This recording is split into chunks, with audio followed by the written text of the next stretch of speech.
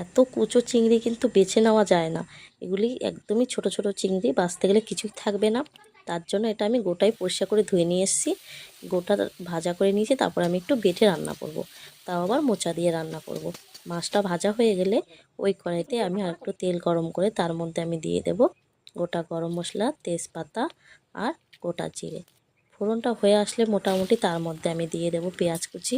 পেঁয়াজ কুচিটা দিয়ে কিছুক্ষণ পেঁয়াজটা হালকা বাদামি করে ভাজা করে নেব। ভাজা হয়ে গেলে তার মধ্যে দিয়ে দেব আদা রসুন বাটা আর একটু লঙ্কা বাটা দিয়ে কিছুক্ষণ নেড়ে চেড়ে তার মধ্যে এবার আমি শুকনো মশলা দেব। তার মধ্যে জিরে গুঁড়ো, ধনিয়া গুঁড়ো, হলুদ গুঁড়ো, একটু কালারের জন্য লাল লঙ্কার গুঁড়ো দিয়ে মশলাটা সুন্দর করে অনেক টাইম নিয়ে কষাবো, যাতে মশলার কাঁচা গন্ধটা চলে যায়। আমি বন্ধুরা আলুটা আগে ভাজতে ভুলে গিয়েছিলাম, তাই আলুটা আমি এখনই দিয়ে দিচ্ছি মশলার মধ্যে, যাতে মশলার সাথে আলুটাও ভাজা হয়ে যায়। আলুটা আগে ভাজা করে নিলে অবশ্যই ভালো হতো। আলুটা দিয়ে আমি স্বাদ মতো লবণ দিয়ে সুন্দর করে আরও কষাবো। আলু ভাজা ভাজা হয়ে আসলে তার মধ্যে আমি নুন হলুদ দিয়ে সিদ্ধ করে রাখা মোচাটা দিয়ে দেবো। মোচাটা দিয়ে কিছুক্ষণ নেড়ে চেড়ে আমি ঢেকে দেবো মোচাটা সফট হওয়ার জন্য সুন্দর মতো।